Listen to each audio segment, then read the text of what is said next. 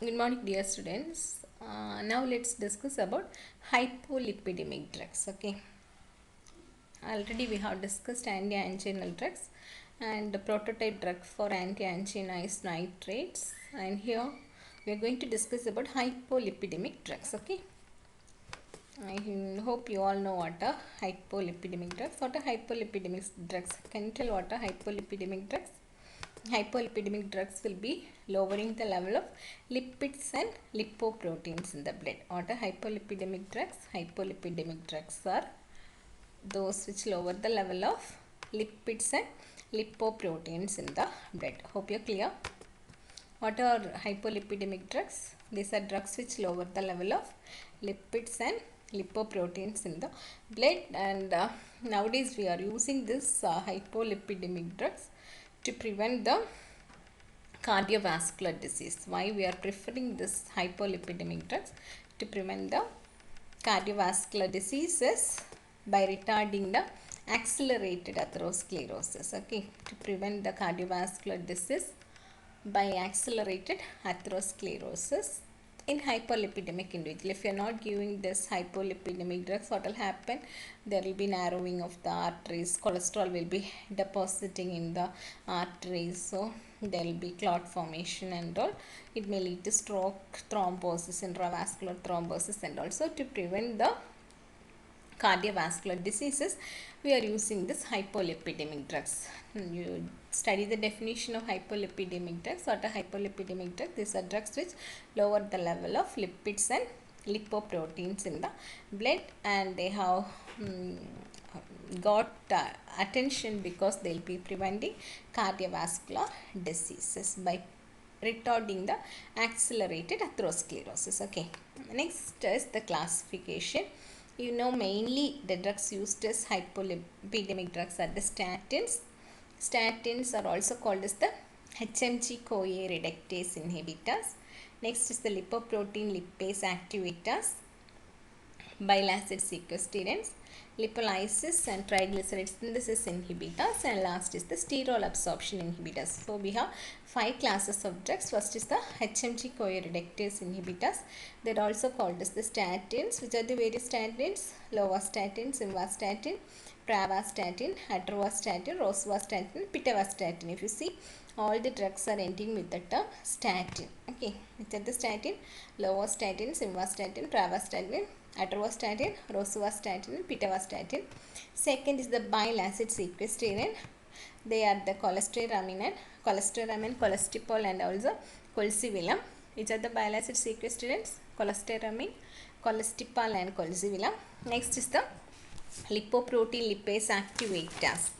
Lipoprotein lipase activators, they are also called as PPAR, alpha agonist or fibrates. The fibrates are gemfibrozil, pensafibrate, and fenofibrate. These are the various fibrates: gemfibrozil, pensafibrate, and fenofibrate. And we have sterol absorption inhibitor, that is ezetimibe, and lipolysis and triglyceride synthesis inhibitor is nicotinic acid. Okay, so the first category is the HMG-CoA reductase inhibitor. From the name itself, we can tell it will be inhibiting which enzyme? HMG-CoA reductase enzyme. Next is the bile acid sequestrants. It will be sequestering the bile acids. Next is the activator of lipoprotein lipase enzyme. Okay, it's the activator of lipoprotein lipase enzyme. And next category is the lipolysis and triglyceride synthesis inhibitor, and finally we have sterol absorption inhibitor, ezetimibe. So I hope you are thorough with the classification. Next, let's go to the individual drug. Coming to the first category, that is HMG-CoA reductase inhibitor, also called as statins. The mechanism is it will be competitively inhibit the conversion of HMG-CoA. HMG-CoA is 3-hydroxy-3-methyl glutaryl coenzyme A. Okay, what is this HMG-CoA? 3-hydroxy-3-methyl glutaryl coenzyme A to mevalonate. Okay, it competitively block the conversion of 3-hydroxy-3-methyl glutaryl coenzyme A to mevalonate. Actually, this is the rate limiting step in cholesterol synthesis. In the cholesterol synthesis, the rate limiting step is conversion of 3-hydroxy 3-methyl glutaryl coenzyme A to mevalonate by the enzyme HMG-CoA reductase. Okay, this conversion will be competitively blocked by statins. So statins will be competitively block the conversion of 3-hydroxy 3-methyl glutaryl coenzyme A to mevalonate by the enzyme HMG-CoA reductase. Thus it will be reducing the synthesis of cholesterol, and also there will be increase in the LDL receptor expression in the liver cells. In addition to inhibiting the cholesterol synthesis, there will be increase in the expression of LDL receptors in the liver cells. So the increase in the expression of LDL receptors in the liver cells cause the uptake of LDL, uptake and catabolism of LDL. LDL will be catabolized. Okay, what's the mechanism? It competitively inhibit the conversion of 3-hydroxy 3-methyl glutaryl coenzyme A to mevalonate by the enzyme HMG-CoA reductase, which is the rate limiting step in cholesterol synthesis. So the synthesis of cholesterol will be also, it will be increasing the expression of LDL receptors in the liver cells. So it causes the uptake and degradation of LDL and ILDL. You know the various type of cholesterol, that is HDL, LDL and VLDL. Actually HDL is the essential cholesterol, whereas the LDL and VLDL are non-essential cholesterol. That uptake and degradation will be increased, okay, because of the increase in expression of the LDL receptors. Next is the adverse effect of statins. It will be producing GI complaints, headache, rashes, sleep disturbances, and there may be rise in serum transaminases. We know while monitoring liver function, we used to measure this SGOT, SGPT. So there may be rise in the serum transaminases, and monitoring of this liver function is necessary. Also it will be producing myopathy, muscle ache, rise in CPK, and also rhabdomyolysis occurs. The adverse effects of the statins are also important. So the adverse effect of GI complaints, headache, rashes, sleep disturbances, rise in serum transaminases. So we have to monitor the liver functions. Then rhabdomyolysis, muscle aches, myopathy, and rise in CPK values. And what are the uses? The use is, it is used in the first choice for primary hyperlipidemia. For primary hyperlipidemia, we used to take the statins whenever we have rise in LDL cholesterol, total cholesterol, with or without rise in the triglyceride level. So mainly for primary hyperlipidemia, and also for secondary hypercholesterolemia we will be using statins. So it is the first choice drugs for primary hyperlipidemia, in which there is increase in LDL cholesterol, total cholesterol, with or without increase in the triglyceride level. Also for secondary hypercholesterolemia due to problem with the diabetes or nephrotic syndrome. And another one point regarding this is we have to use the statins mainly during night time, because this cholesterol synthesis mainly takes place during night time. Okay, and regarding statins, we have to take the statin during night time, because this HMG-CoA reductase activity will be higher during the night time. HMG-CoA reductase, we know it is the enzyme which convert HMG-CoA to mevalonate, which is the rate limiting step in the cholesterol biosynthesis. That activity will be more during night time. So we have to take statins during the night time. Okay, and next is your bile acid sequestrants. What are this bile acid sequestrants? Actually, this bile acid sequestrants are resins.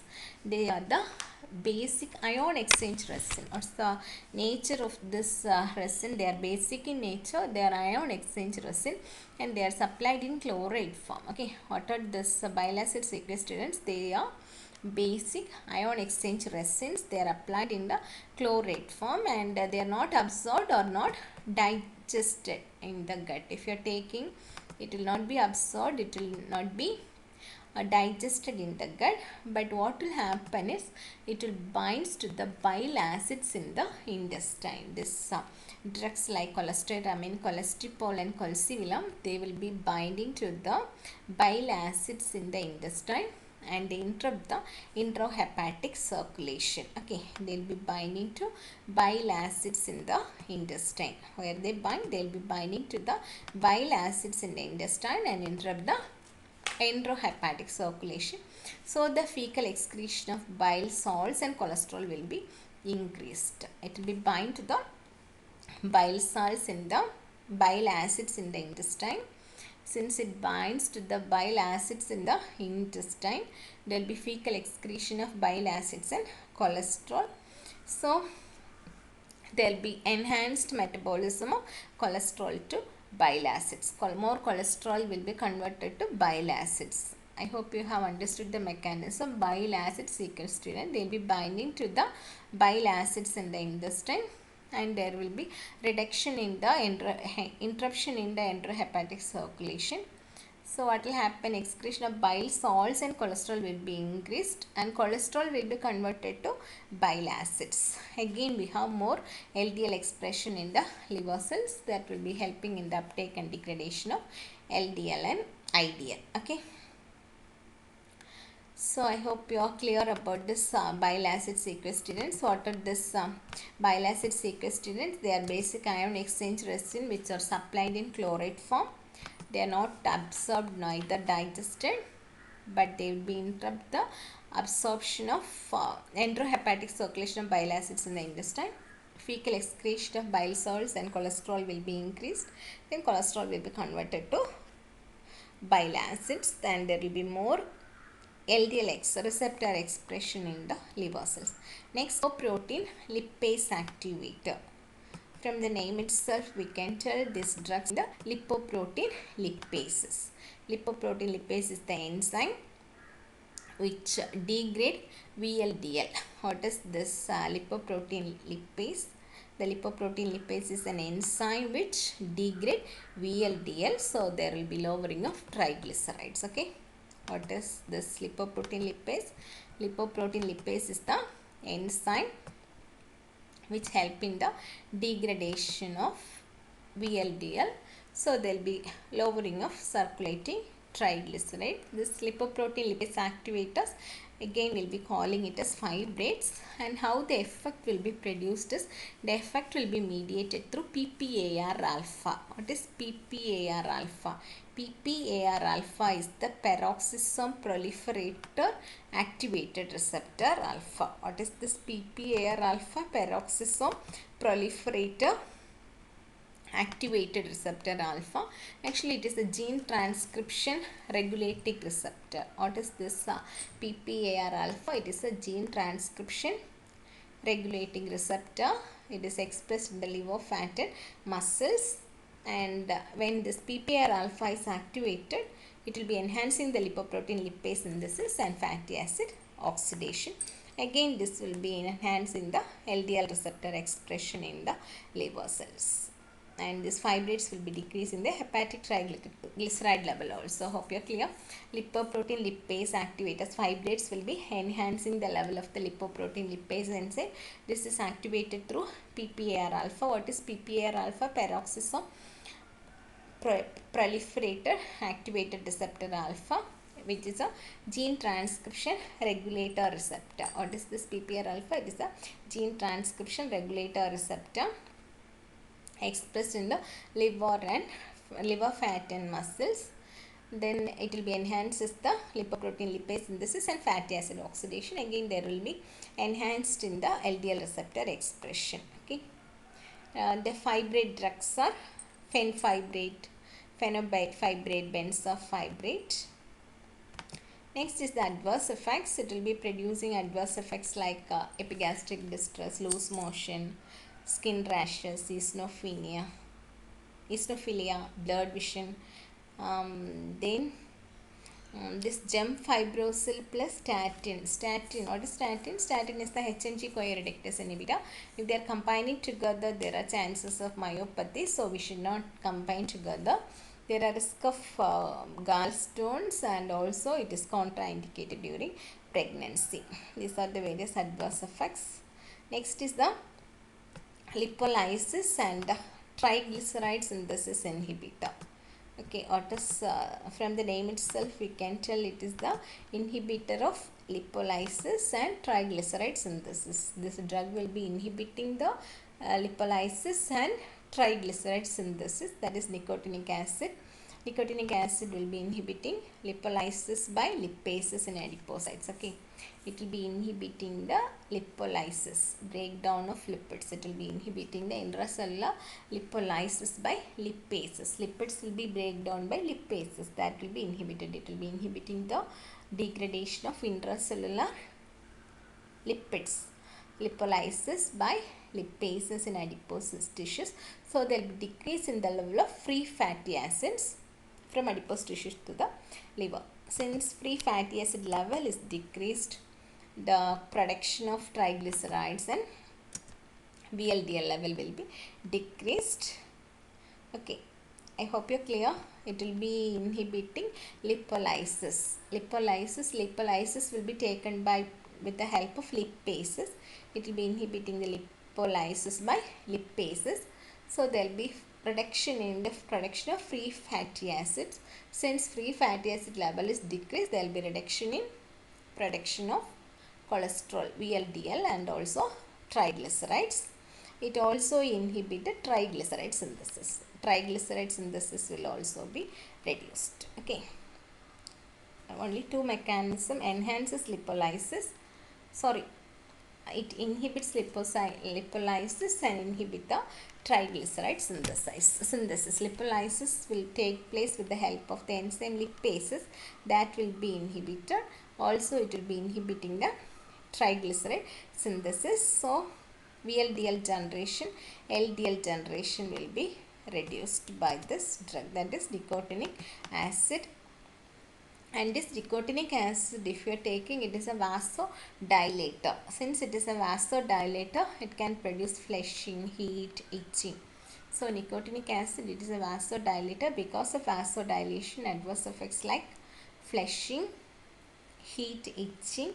Also there will be release of PGD2. Prostaglandin D2 release will be there. This can be minimized by taking after meal, also, or we can take sustained release preparation. We can, if you are taking this aspirin before niacin, it will be reducing flushing, and otherwise we can take this laropiprin. It is a prostanoid receptor antagonist. Okay, that also inhibit the flushing.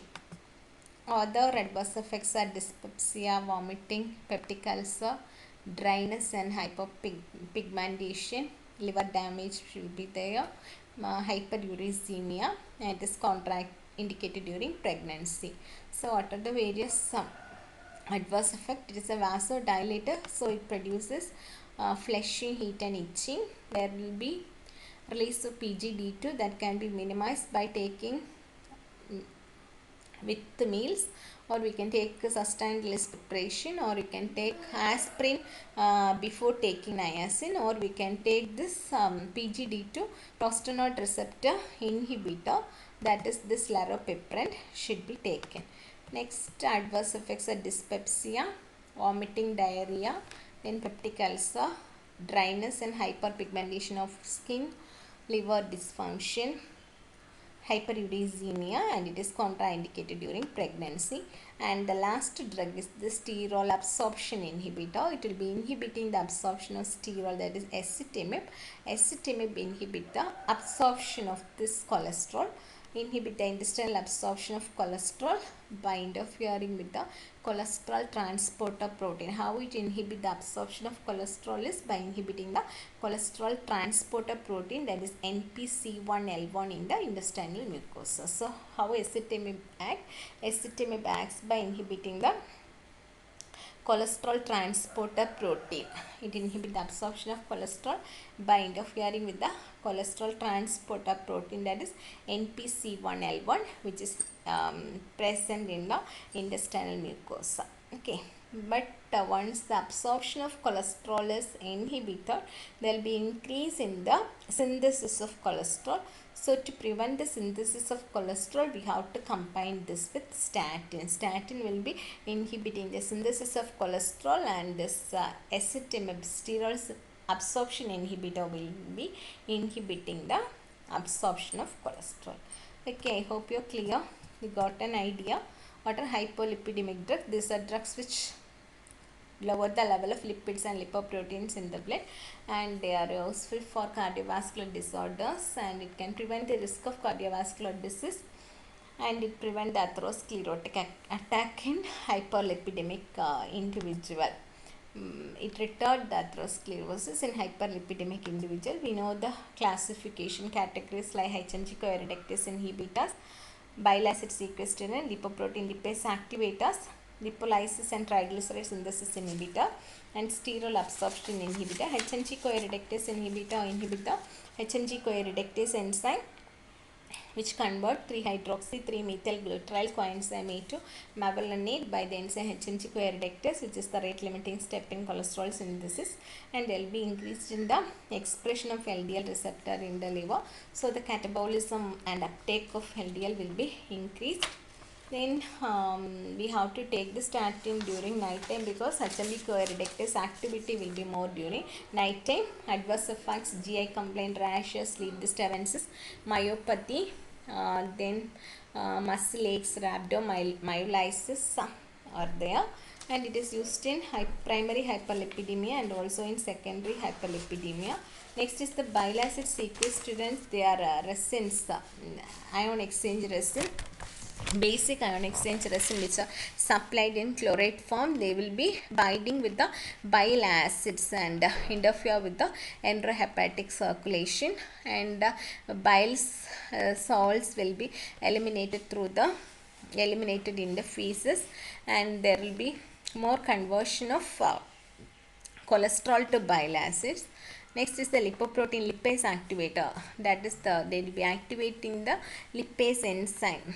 Now, this is functioning through the PPAR alpha, that is the gene transcription receptor expressed in the liver cells. What is PPAR alpha? Peroxisome proliferated activated receptor, and this will be enhancing the lipoprotein lipase synthesis. So the lipoprotein lipase synthesis and fatty acid oxidation will be enhanced. Next is the lipolysis and triglyceride synthesis inhibitor. They will be inhibiting the lipolysis. So once we are inhibiting the lipolysis, the formation of free fatty acid will be prevented. If there is no formation of free fatty acid, formation of cholesterol and triglycerides will be inhibitor. So the level of VLDL, LDL will be reduced, and also it will be inhibiting the synthesis of triglycerides. And last is the steroid absorption inhibitor. The steroid absorption inhibitor is ezetimibe. How ezetimibe acts? Ezetimibe acts by interfering the cholesterol transporter protein, that is the NPC1L1, which is expressed in the intestinal mucosa. So the cholesterol absorption will be inhibited, and cholesterol synthesis will take place. To prevent the cholesterol synthesis, we have to combine it with statins to prevent the synthesis. Okay, with this we are completing hypolipidemic drugs, and I hope you are very clear with this. Thank you.